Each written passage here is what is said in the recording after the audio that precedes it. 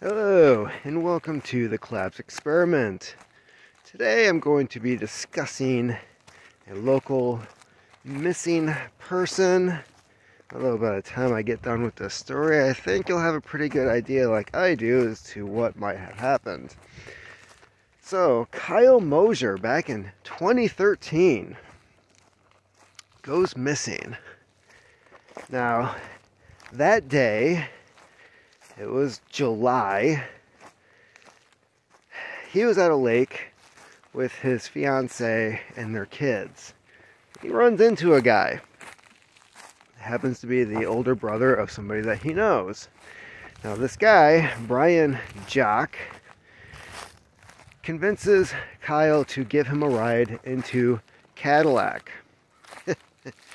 Now, of course, Lake City is not Cadillac, so already I have questions as to what the hell they're doing there in the middle of the night. But that's where they ended up. So they borrowed Kyle's future mother-in-law's truck. Mother-in-law was out of town. They were allowed to use the truck in order to get around. So he takes the truck. It's supposed to be a quick trip. But they're leaving at 6:30 in the evening. Later that night, allegedly, according to Brian, they are on a 2-track outside of Lake City in what is considered state land. So the truck gets stuck, and according to the story, both men exit the vehicle. They're using Kyle's cell phone as a light to try to get back to the main road, where both men decide they're going to split up. I grew up in the city. I'm relatively new to this area, but I'm pretty sure it's a dumb idea in order to separate like that. Oh, here we go. Have some deer in the background. I don't know if you can see them. They're right about here. Looks like a mom with 2 does. And, oh, there's more that are running away. Doing my part. So, anyways, Brian, for some reason, ends up spending 3 days in the woods. Now, from what the reports that I've been reading say, is that he was very familiar with this area. Which means if he wanted to get out, he could have gotten out. He used to ride dirt bikes in this area. He was very familiar with it. And I'm still watching the deer. And at one point, he was also breaking into cabins that were on the outskirts of this preserve in order to get out of the elements. Now later, when the police were investigating the break-ins, they did find clothes that belonged to Kyle. And Brian admitted that he had worn them because he didn't have any other clothes, that they were in the truck.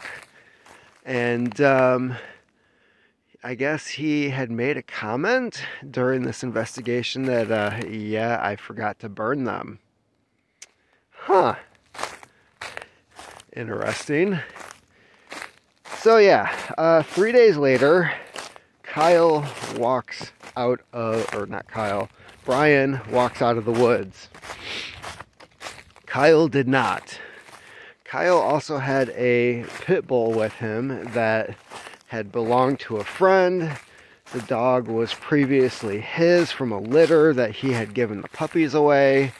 And the owner was no longer able to take care of this dog for whatever reason, and it went back to Kyle. So 28 days later, this dog is found. and it's worse for wear, malnutrition, needed some help. Later on, a logging company in that area went through and they were clearing out trees, as they do up here in northern Michigan. One of the loggers had found a leash and collar tied to a tree. So he collected it, brought it to Kyle's family, said, because he was familiar with the case, said, I found this, don't know if it belonged to the dog or not. Sure enough, it did. Which means that dog was left out in the woods, tied to a tree, so that it wouldn't be found. Weird, right? I mean, if you're lost in the woods, you're trying to get out, and from the sounds of it, that dog might have been his only means of protection or warmth, or because even in July, you know, it gets cold, you don't want to lay on the ground. So yeah, where is Kyle Mosher? Now, there's also other witness accounts where local people had allegedly picked up a guy on the side of the road they believed to be Kyle. The guy sat on the tailgate of the truck, where they took this individual back to the truck that had gotten stuck on the 2-track. Keep in mind, this truck, it was a Toyota Tundra, I believe, had gotten stuck trying to drive over a log. Why you would try to drive over a fallen tree, I don't know. But then again, it was, like 10:30 at night, allegedly, according to the story, when they got stuck on this 2-track. And, so anyways, that's one story, one account, that possibly places Kyle outside of the woods. There was no dog, so that might be a big clue number one as to who might have been on the back of that truck that day. There's also Kyle's mother. When she questioned these people, she asked about certain tattoos that he had on his body that these people do not recall seeing on him, this person. So there's a very good possibility it wasn't Kyle that came out of the woods that day and was taken back to his truck. The truck was later found. It was parked in the middle of a field, because that makes sense. And no sign of Kyle. So not only did the truck get stuck on the 2-track, but then it was later found in the field. Although, after listening to Kyle's mother's account of the situation on a recent podcast, or recent YouTube video, I don't know if because there was no mention of the truck being found in a field. Odd. Seems like a weird, odd detail. And she also mentioned how she had been out there with news crews on the 2-track where the truck had gotten stuck. So why they would go back to that place if Kyle allegedly had driven the truck later after it was unstuck to a field and then just magically disappeared from said field while leaving the truck there. I don't know. So this area that Kyle disappeared in, it's roughly 20 square miles. It's a large area. Majority of it is state-owned land. There are cabins and houses in the area. but for the most part, it is state owned. And there are rough areas in this place. There's swamps, there's rough terrain, there's places that are just hard to get through on foot. And basically, if you want to get rid of a body and you're familiar with it, this might be your place. So of course the question comes back to Brian. So this is the last person to see Kyle, allegedly. Unless Kyle was really the person on the back of that truck being taken back to the Toyota stuck on the 2-track. But if that wasn't him, Brian was the last person to see Kyle. And here's the weird thing. A person being missing is not a crime. Yes, it's a missing person. Yes, police will investigate it. But unless there's a hint of foul play, there is no crime. So, the police did do a search. I believe it was like 4 hours with one search dog. At that point, they said they exhausted all of their resources, which I don't know what that means. I don't know if it was budget, man hours, dog got tired, who the hell knows. But that's what the family was told. And back to Brian. He took the family out into the woods to show them where he says they were at, where they split up. They searched that area. But then, not long after that, he got a lawyer. Weird, right? Because a missing person is not a crime. And if you're the last person to see somebody and they disappeared, well, granted, I will admit this, it's actually pretty smart. Because as the last person to see Kyle alive, if Kyle turns up dead, and it looks like something happened to Kyle, well, who do you think the number one suspect is? But at the same time, you have to question. The dog was tied to a tree. So there's that. Kyle's not found. Brian's wearing Kyle's clothes. Brian says he forgot to burn those clothes. Weird, right? 3 days.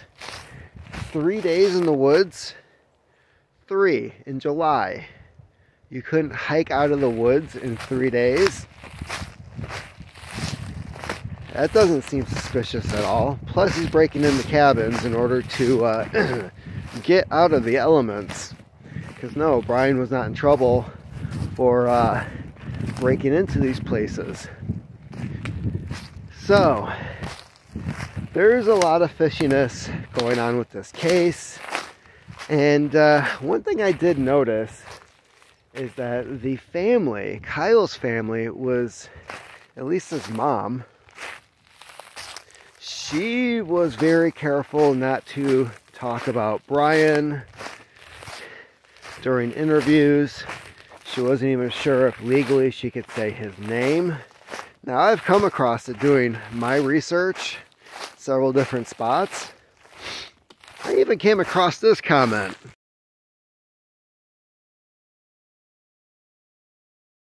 This isn't confirmation that anything happened.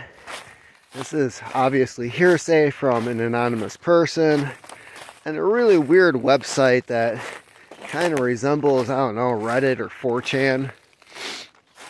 But, you know, when it's going on almost 10 years later, and people talk, and Kyle's mom says that she has information or confirmation that there was more than just Kyle and Brian in the woods that night. Wow. Yeah. So, what happened to Kyle? Well, I guess we kind of know what happened to Kyle, don't we? I guess the real question is, where's the body?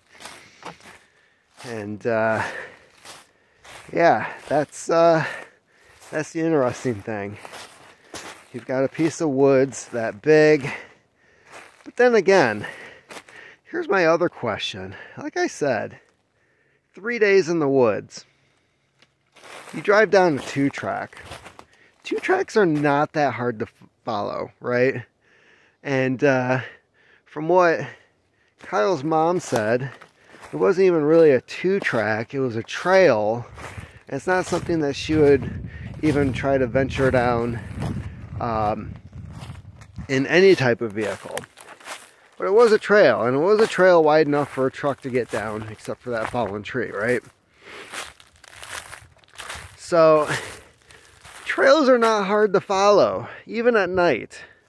You have a minimal amount of light, you're going to be able to find your way back.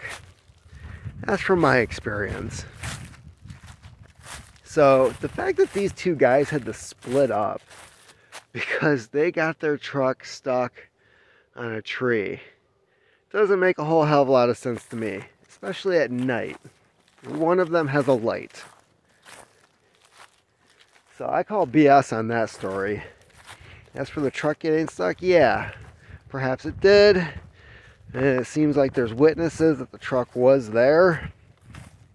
How it got to the other place later on, I don't know. That doesn't make a whole hell of a lot of sense to me, other than you want to make it look like Kyle got back there and was able to get out of the woods, making it look like he did leave, just didn't go back home.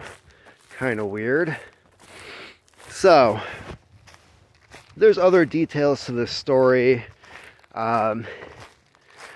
His fiance's mother, Kyle's fiance's mother, had to report the truck as stolen in order to get the police to look for Kyle, because originally they weren't going to look for him. He had warrants. Didn't seem like somebody that really wanted to be found by the police. So, in a way, I kind of feel like that logic is sound when it comes to the cops. However, doesn't make the family feel any better when the cops are just like, yeah, we could look for him, but then again, he doesn't want to be found by us, right? So, she files the truck as stolen, which means that Kyle is up for a felony, and they find the truck, but then again, of course, they don't find Kyle. So this leads to a lot of other speculations. Well, he had a warrant out for him, so of course he's on the run, blah, blah, blah. But the dude has 4 kids, right? He has 2 with his fiance. The fiance, somebody he's planning on getting married to. And according to the family, he was changing his life around. So, anyways, that, in a nutshell, is the story of Kyle Mosher. What happened to him? Where is he at? Well, the family's still looking. It's been almost 10 years. Damn, the deer are just out like crazy today. Huh. So anyways, that's about it for me today. It is freaking cold out today. And yeah, I've got some things to get done. So keep on typing.